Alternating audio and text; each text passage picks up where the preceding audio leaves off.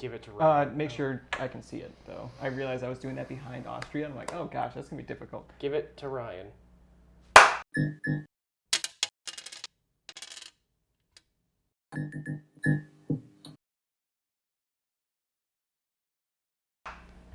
Welcome! We are Specular Board Games, the Final Frontier. Stardate 2020, 11D12. Anything with 2020 is the end date. You kidding? It's over. Thank you, Mr. Shatner, for giving that tagline to us. Thank you, sir. Thank you, sir. Captain. Captain. Speaking of space, Let's get into our... review of Pax Pamir, a not space game. That's right. This week is Pax Pamir, the second edition. Not the first! Not the first. I think the main reason we wanted to talk about this too is it actually just won the Golden Elephant Award from Heavy Cardboard. The lineup this year was insane. So, like, City of the Big Shoulders was on it, Pipeline, BIOS Origins, some really good games were on the running, so it's awesome that Pax won it. Definitely deserves it. Well then, Keegan, why don't you take it away and give us an overview? What? Not me? Next, Just- you have the just- next one. Go sit in your corner. Keegan, please. Hi, everybody. Okay, so Pax Pamir. In this game, players assume the roles of 19th century Afghan leaders attempting to forge a new state after the collapse of the Durrani Empire. Western histories often call this period the Great Game because of the role played by the Europeans who attempted to use Central Asia as a theater for their own rivalries. In this game, these empires are viewed strictly from the perspective of the Afghans, who sought to manipulate the interloping Ferengi, foreigners, for their own purposes. So in Pax Pamir, everybody has a player board and 10 discs or cylinders that they can use for multiple purposes, along with 4 rupees. And these rupees are insanely important because this game is closed economy. There's other ways to get coins, but it's very difficult. We also got the main board, which is made out of this nice cloth. There's 6 regions on this board, along with 6 region markers. And we also have a suit marker, which indicates the favored suit. We also have a market up top that has 12 cards in the market of varying prices. And probably the most important part of the game is these coalition blocks. There are 12 for every coalition: the British, the Russian, and the Afghans. In Pax Pamir, there are 3 different types of cards. We have the court cards, which are a majority of what's going to be in the game. We have event cards that have effects depending on if they're purchased or if they fall off the board. And then we also have dominance cards, which there's 4 of in every game. And those are what are going to lead to scoring. Out of the court cards, there are 4 different suits. We have purple, which indicate politics, and these usually have to do with you putting tribes on the board. We also have blue, the intelligence, which usually deals with putting spies out to manipulate the game a bit. We have red for military. This breaks ties at the end of the game and also lets you put armies out on the board. And then finally we have yellow, which is economic, which usually has to deal with the flow of money in the game and also provides you a tax shelter to prevent you from getting taxed by other players. Now players get 2 actions per turn, and there's 2 actions that will always be available to them. We have purchase and play. To purchase a card, you will take rupees that you have and buy something on the board by putting money on every card before it that you want to buy. Put the money on the card, and you will take the card into your hand. Your hand size is 2, which you can extend later. And then playing a card, you just put it down in front of you into your tableau on either the left or the right end. Don't have to do anything else, that is it. And this is considered your court. And your court is limited to 3, which you can also expand with other methods. When you play a card into your court, you have to resolve the impact effects in the top right of the card. These effects include adding roads, armies, or tribes to the map, adding money to your personal supply, invading your opponent's court with spies, or moving the favored suit marker, which is important because if you have any cards in your court that match that suit, you can activate some additional effects for free. So, there are 4 dominance cards in the game, and that's what's going to trigger scoring. And dominance can result in 2 different ways, a success or a failure. A success is if a coalition has 4 or more blocks than all the other coalitions on the board, then anyone aligned with that coalition will get points, and then the whole board gets wiped for the next round. And there's also failure in dominance, which means a coalition doesn't have 4 or more blocks out on the board than the other ones. So then whoever has the most cylinders out will score, but then the board remains exactly as it was into the next round. And that's it. There's 4 dominance scorings potentially, and if those happen, that's the end of the game. There's also a early ending part of the game, which is if anyone's ever ahead by 4 or more points from everyone else, they automatically win and the game is over. And that is Pax Pamir. You could almost play the whole game now. Almost. It's Almost very play- close. But thank you, Keegan. Yep. For that wonderful review. You may do all of our reviews now. You have surpassed that. It's harder than it looks. It's harder isn't than it looks. I appreciate Max so much more now. You're welcome. I did not pass the torch. All right. Well, thank you. I know. Well, you love this game so much. So let's let you start off on giving your opinions. Yes, I adore this game. This was also my first Kickstarter ever. I got the first print run a year and a half, 2 years ago, however long ago it was. The second printing just is getting released now. People are getting their copies, which is another reason why we wanted to bring this up, because I think they will have extra copies left if you want to buy one and you missed it. But I love this game. I love Cole Worley. He's the designer of Root. You and I both love Root. Max is indifferent about it. But anything with Cole's name on it, I'm just going to get. This was my first experience in the whole PAX series in general. Something about this game just fully clicks for me on every level. It's in my top 5. Jeez. Just the production quality is insane. It's so nice. It's so tactile. I love the interplay between people. You don't have to communicate and mess with each other, but it's so rewarding when you do and you pull it off, and you have so much table talk, and there's a lot of politics involved, and just trying to outmaneuver each other in multiple ways on the board, on your own board. It's great. Everything about this game just hits for me. What are your opinions on the art? I think the art's great. Cole and Drew, his brother, did a lot of research for this game. So all the art on the cards, first of all, the cards are unique. And there's a bunch of cards, and you will never use all the cards in a game. But all the card is actually from the time period or from history books. And all the flavor text on the card is also, like, this game teaches you about what happened during that time and in the region. Which, if you're a history buff, that's amazing, but if you don't really care about the history, it just, I think, ingrains that theme even more into this. Yeah, this definitely brings the theme in with the politics, especially adding flavor text to all these builds on it. Yeah, most for sure. definitely. There isn't a whole lot of art in this game. It's really just the cards. The board is a whiteboard with some mountains. But it's cloth. But it's cloth, which is pretty nice. Yeah, it's very nice.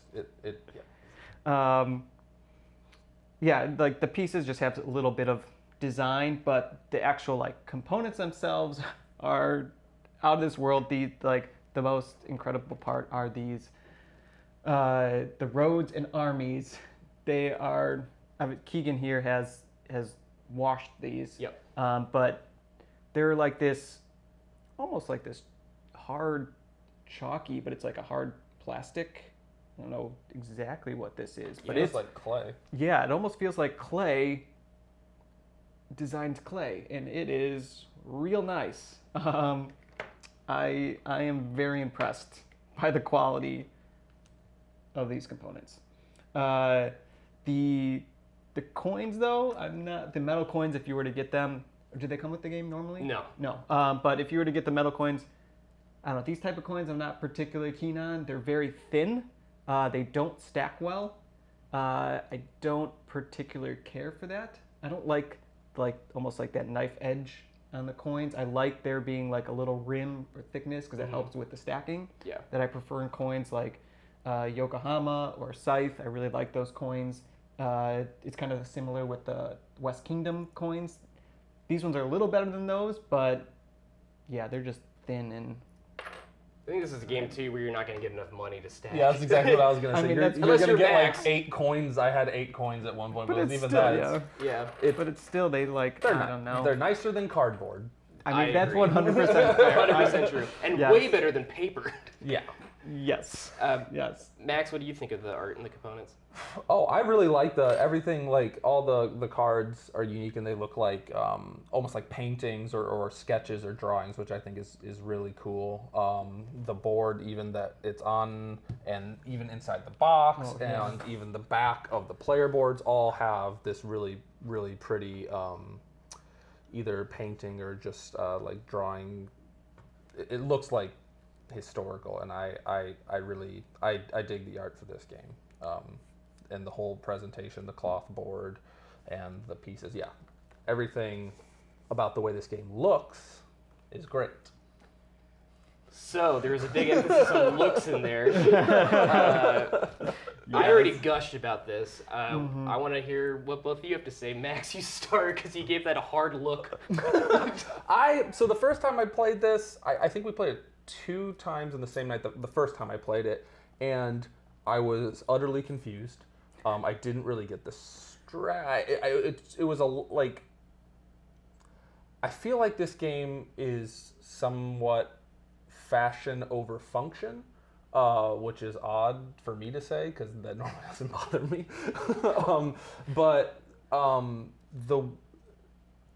It feels when I play, it feels very unintuitive. Like the action you're taking, things feel disjointed or unconnected, and it can be confusing.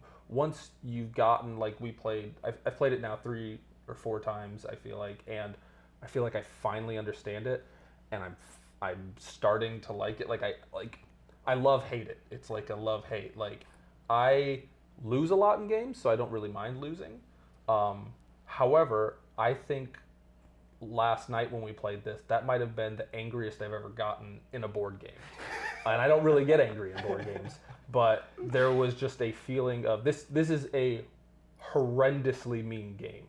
Like on par with like Game of Thrones, the board game, or something like that. This is a take that game, and a betrayal game, and it's cool and it's fun, but the difference to me in something like the Game of Thrones board game compared to this is, like, in Game of Thrones, if I overextend myself, I understand why someone's going to attack me. If I make an enemy of somebody, I feel like I understand why someone's going to attack me. In this, I feel like I get attacked because a good card opportunity came up, and it's not from any fault of my own. It just somebody's best play was to do that. And then if somebody else's best play is to then attack you again, it can feel very beat downy and not always easily able to come back from, mechanic-wise. There is a betrayal aspect to this, so like you can then betray that person or something, but then there's the parts where you do betray somebody and then you feel clever and you feel like I got you back, and then you feel good. And there is a weird ebb and flow to this game that I don't like, but I am in a like car crash type of way drawn to, in a sense of like I was thinking about it all night still, and I want to play it again when we're done with this. Like I review, there is a weird like that's the only way I can. It's like it's not something I necessarily would ever choose to play, but I at the same time I'm enamored with it. It intrigues me. I want to watch the chaos happen and be a part of it, even if I get angry in it, which normally doesn't happen for me. I feel like, Ryan, you had like the same kind of thought first time you played it? Yeah, I was against the game the first couple times I played it. I've never felt like I could really do anything. I wasn't picking up on the very important aspect of these, what is it called? The different suits on using their free actions and manipulating that to get more actions. I always felt that I was not taking advantage of that, and only having the 2 actions, I felt so hamstrung that it just felt so bad to play. I'm like, I can't do anything. This is, what am I supposed to do here? I'm just sitting here doing some things. Everyone else is manipulating this board and I have no control. And it felt bad. I'm like, this is just, it's not a good feeling that I was having playing. It just, and so I was just very reluctant to play again. But when we played again last night, I have a better opinion of it. I still don't want to choose to play it. It's not going to be a game that I, like offer to play, or really one that like if everyone's wanting to play it, I don't know that I'd let someone else play over me. I was able to manipulate the free actions a lot more and be able to do more, and that felt great. But then, as we were playing with 3 players, and you switched over to Max switched over to your side. Whatever, one of you switched over to the other side, and it became a 2-on-1 at that point. And had Max known about how armies move through this, I would have been completely like there would have been nothing I could have done. Like I did really well because I was actually like holding my own against 2 people, but that was simply because Max didn't understand one of the rules, which again goes back to your kind of unintuitive, where they like moving around, like not understanding that armies can move, spies on your tableaus can move, but the influence can't move. It's just like these weird, like certain things can do things, like certain things like you can only do in that certain region, but other actions you can do on other regions. The attacking, you just choose one. It's not going to be attacking on the location of the card. So but then the taxing one has to be on the ones that the card is. And that's just regions you rule, and the card just taxing region. So it's just like this weird, like they all have their own weird little thing that isn't quite intuitive. There's just a large player board here that I'm not sure. I don't want to do that in a video right now, but it feels like if like the player board just had a little bit more information, like it could. I don't know. It's just a game you have to play, I think, several times. About like towards the end of the 3rd game of this I played, everything finally felt like it was clicking for me, and I was like, okay, now I see. And some people might get that a little bit faster than I did. Some games I'm just a little bit slower on the uptake on than others, but once things started to click for me, then I was able to understand how this board can be manipulated, how these things combo, and how you feel extremely limited in what you can do at first. And I do think that there is some, not luck necessarily, but like you are very dependent on what cards come up and if other people take those cards. And sometimes like I really needed to betray and no betray cards were coming up for me, or I really needed to move my guys and no cards that let my guys move were coming up, and or they were, but they're at the end of the market and I couldn't afford them, or they're part of another faction that you can't play in your tableau because you're aligned with another faction. So part of that is the strategy of then, do I switch to that faction, or part of that I guess could be the strategy of then, well, like I just got to make do with what I have. And that could be that's a problem I have. But it feels limiting. It can feel limiting, but see, that's what it's a fine balance of that being fun or that being just not fun. I think for me, like Ryan's saying like became a 2-on-1, and he kind of got like, if Max would have done the armies thing, he would have just gotten boxed into the corner in a way. But I disagree with that statement strictly because betraying is a thing in the game, or switching coalitions. So easily he could have been like, well, the Afghans are totally screwed now. These 2 Russian boys are destroying all my Afghan stuff. I'll just switch to the Russians and then make that happen. I guess what I don't like about that is then there's no other viable strategy. You're gonna have to switch over. You have to all then go to one. It's either going to be, if you're playing with 3 players, everyone has to be the same faction, or everyone has to be a different faction, because 2-on-1 is just one person by themselves. It's way too limiting. They can't do everything to hold back. It also depends on your tableau, though, too. You had a wild tableau over there of like 7 cards, and Max and I also had tableaus of 3. But you could have also, like, one person could have just been sending spies to take out my cards while one person works on the map. Yeah, and I could not fight both. Like, I would be so limited. It's hard with 3 because if Ryan is on like the Afghan side and he goes, and then it's my turn and I'm on the Russian side, and then Keegan goes and he's on the Russian side, it's 2 people taking turns before you. Yeah, so I think at 3 but it's just a different style game then, which is, it actually almost plays to the positive for me in this game, is that with different player counts, it's a wildly different game. I've played at 3 different player counts. I've played at 4, 3, and 2. And the 4-player game, did we play 4 the first time or 5? with Dan. 4 maybe. Yeah, that game, that first game was a 4-player game for me, and that's when I loved the game, because the last hour was amazing, because the dominance card flopped on the board, and all of us were just in dead silence staring at, like, who's going to buy cards to make a draw off the market, who's just going to buy the dominance card, and a guy that I was aligned with for all of the game, I was like, hey dude, I'm sorry I'm betraying you, and swapped sides, and he got so angry, and I felt so good about it. But then, like, 3-player, I can see that becoming a boxed-in thing, but 2-player, the whole game is different in 2-player. It is very much a knife fight in a phone booth. It's very back and forth, being like, shit, they switched to the British. Now, I should switch to the British, because if they get dominance out, they're the only ones that are going to score, and they're going to get 5 points, which means I have 0. It means they automatically win. So it becomes a very hardcore of, like, do I make the board even so we have to do cylinders and get less points? Do I switch sides and fight for influence? It gets really intense. Yeah, and I guess I also didn't like that after all that work that I did to keep you guys in check, like for myself, just 1-on-2, it all came down to Max deciding whether it was going to be a tie or I won. And I was really pissed at that. I was like, I made it a tie. I really hated that he got to choose whether it was going to be the tie or at least one of us would win. I think that's just how that particular game, and I hated that it came down. Because the last card in the deck was a dominance card, so like we knew what it was going to be. But other times that's not going to happen. Like, yeah, that's probably really abnormal for that. Because really, the game came down to, it was going to be you or me. Like Max really was kind of out of the running at that point, unfortunately. Well, because I got betrayed, and then it was me against them two.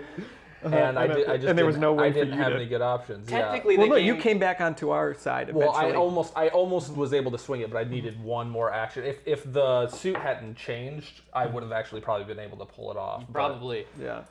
And that comes down to like, I do have sort of I think in our game it just was really weird that like both the cards were back to back. Like, if scoring had happened like just even like a turn earlier, I would have been like sitting pretty. But like. I like built up, and then they beat me down, and then scoring came out, which I guess is kind of like one of my things with this is like, it's very dependent on where you're sitting when when the scoring cards come out. But I think that's just knowing the game more. I think my opinion on this is it's a really pretty game. It's a really mean game. I didn't realize how mean it is, but it's one I do want to play again, because I feel like there is a lot of depth to it that I haven't found yet, and I'm just sort of scratching the surface. But it is a lot to buy into, so I could see a lot of people getting this, hearing high praise from it, and being like, "Wait, what is this game?" Like, if I had bought this and tried to play it with a couple like even like moderate board game players, I think it would be pretty confusing just with how unintuitive it feels, or like it's not your regular style dudes on a map game, or even war game or area control game, just even to the point where like this is an army, which I think is really cool, but just looking at the board sometimes you're like, wait, right, that's a road, that's an army, that's standing down, wait, this little disc is a influence piece, wait, influence doesn't attack, wait, or tribe, it's like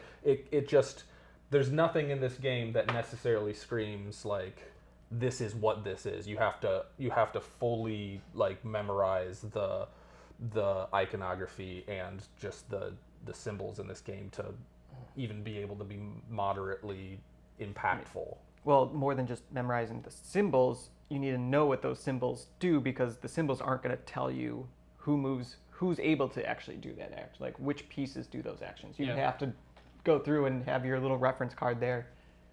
And until you've memorized it and played it enough, it's going to be like looking back and forth and then realizing, oh shit, I could have been moving these armies this whole time. That could have changed this game massively drastically. Well, there are even definitely like bonuses on cards where if you even forget for a second and you miss a trigger on them, like it can be devastating to your gameplay, as I found out. Like, oh, you couldn't kill my spies? Oh, I should have remembered that. Like, but there's just so much going on in this game. It's a lot to hold in your brain at once without having played it multiple times. But I will say my curve went from like being okay with the game to absolutely hating it to now I'm on the uptick of like, oh, okay, I'm starting to dig it. But it's a tricky game. I don't know that it's for everybody, but I think that the people that are into that style game, this is a very unique one. Yes, definitely very unique. it's going to be a lot, if you really like politics of the game, because that will happen a lot, there will be a lot of discussion. Hey, can I go here without paying tax this turn, and I'll let you then come somewhere else and I won't tax you? And trying to like say, yeah, if I'll go do this, like, can I not pay the tax and I'll go attack that person, right? Like, thanks, guys. Yeah, we did that right away. Yeah, right in the very beginning, right first turn almost. Yep. But yeah, there'll be a lot of politics that way, talking back and forth, which could be really interesting, really fun in games, trying to, negotiate, whatever, talk. You have to have the right group for that. Yeah, definitely. And it's a very mean game. You are attacking, like, you have to attack everyone. It's inevitable, gonna happen. If you don't like that, this game you'll hate. You will not like this. Yeah, and you're not really aligned to any one faction. So if you're the type of person that's like, I'm dedicated to Russia, well, you can't be in this game necessarily. Like you're gonna have to be fluid with your alliances. You have to be very like fly by the seat of your pants in this game. You very much have to just adapt, see what the situation is, see what your outs are. If you don't have outs, can I just switch sides? You really just have to look deep for those things, which is another reason why I love the game. Like, for me to have a game in a top 10, one of my soft rules is I need to be thinking about it after I'm done playing it into the night. And if I'm thinking about it the next morning on top of that, then I'm like, okay, there's something with this game I really like. So far, everything in my top 10 is that for me. Yeah. And this one has probably had like the third most like I couldn't get this out of my head after playing it moment. And probably one of my favorite, like, living in Chicago now and like meeting you guys and having our game group, the game that we played at this with the 4-player game is one of my favorite gaming moments I have in like my memory. Just because of that like intense final hour where everyone's just staring and not talking, and then Jake screaming when I betrayed him. Like, it was just like that just sticks with me. Like, if you want a good memory from a game that you don't mind having a mean group of people, this will give you some memories for sure. Yeah. Not to mention the fact that technically our game isn't over. Since we double tied, we have to have a kebab fight. We have to cook up kebabs. Yeah, the rule book says there's 2 tiebreakers, and then if they're still tied, the final tiebreaker is who makes the best kebab. That's right. So, you want to make lunch? Yeah. Yeah, I'll judge. Max will be the judge. So I guess our final verdict is, I say buy the game. If I agree, you need to have the right group. You need to know that it's mean. You need to be able to do politics. Otherwise, if you're cool with all that stuff, 100% get the game. You will like it. Or at least just give it. At least if someone's at the store, give it a shot. Like, see if it's for you. I think it's definitely unique enough and different enough to warrant a playthrough or an attempt. Like, I wouldn't just immediately be like, oh no, it's too unless it's completely out of your wheelhouse of like, I don't like war games or something. In all honesty, you do need to play it more than once, though. Yeah, you're gonna need to. Don't be turned off by your first play. Like I was. I played again, but I mean, it's still. I'm still not one I really care to keep playing. For the experience purpose, I think if you consider yourself like a gamer, you should try it just to try it. Yeah. Especially if you haven't played a PAX game before. I feel like this is a good introductory game into the PAX series until PAX Viking comes out, because that's supposed to be like the basic PAX game. But this is, I think, a good segue into like those heavier PAX games if you want to give those a shot. This is a really great starting point. Yeah. Final thoughts? I think that was our final thoughts. That was it. Yeah. All right. Well, this is being sent to people now from their Kickstarter. Keegan said they might have some extras, so you may find that around. Yep. Did we say design and publisher? Yeah, Cole and Drew were really good games. Okay. Yep. Until next time, thanks everyone. Goodbye. Goodbye.